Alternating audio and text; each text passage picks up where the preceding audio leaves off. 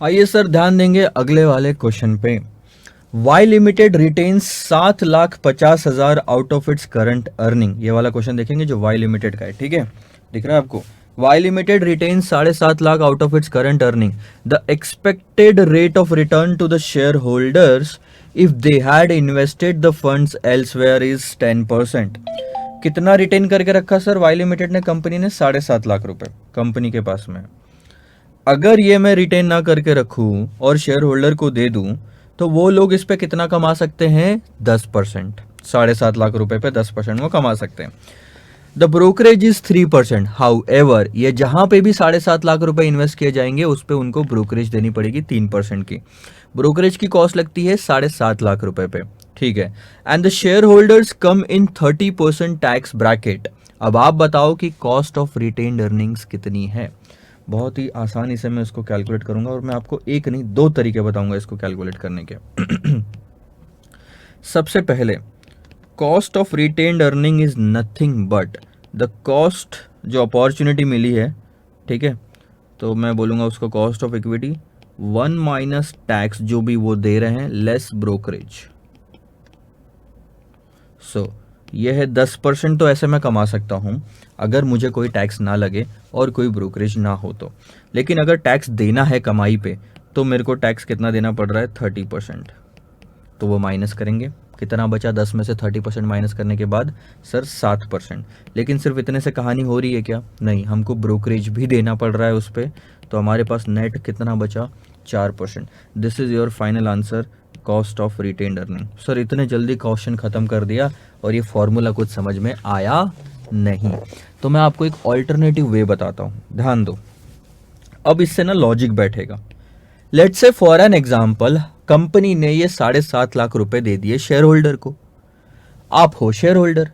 अब ये 7.5 लाख रुपए जो है इस पे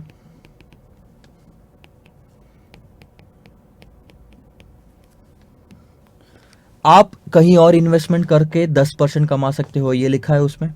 तो आप कितना कमा सकते हो इस पे? 75,000। अब आपको कमाई हो गई 7.5 लाख की, ठीक है। एक चीज याद रखेंगे सर, 7.5 लाख की तो कमाई हो गई आपको, 75,000 रुपये। लेकिन ब्रोकरेज की कॉस्ट भी इस पे लगेगी।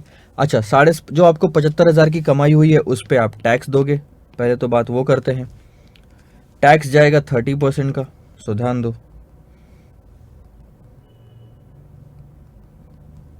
75,000 पे 30% इज 22,500। बैलेंस कितना बचा? 52,500। ये आफ्टर टैक्स हो गया 52,500। इसमें से आप ब्रोकरेज माइनस कर दो। ये जो ब्रोकरेज देना पड़ रहा है, ब्रोकरेज किस पे देना पड़ेगा सर? 7.5 लाख पे कितना देना पड़ रहा है? 3% का, यही लिखा है ना। तो ये हो गया 22,500।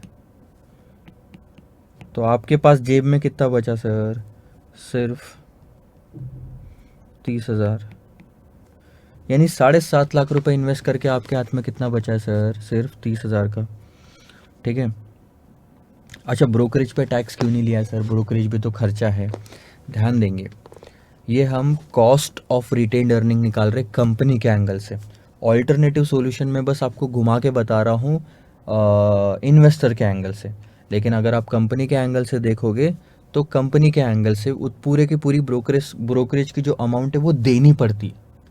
आ रही बात आपको समझ में? तो ब्रोकरेज हो गई आपकी ये 30,000 का आपका नेट प्रॉफिट हो गया।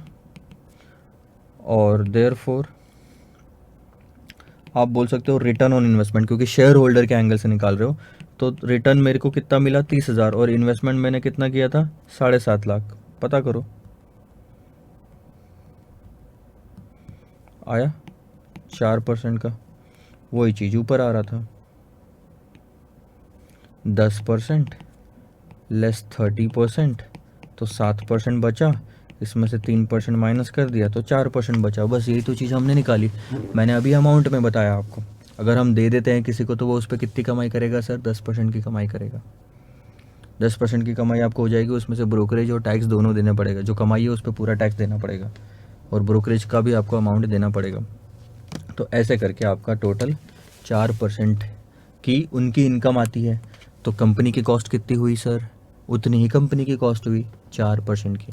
सो रिटेन्ड अर्निंग पे कॉस्ट ऑफ रिटेन्ड अर्निंग जो कंपनी को पड़ रही है वो सिर्फ और सिर्फ 4% की पड़ रही है। This is the final amount. और अगर ध्यान देंगे क्यों ब्रोकरेज अलग से लिखते हैं 3%।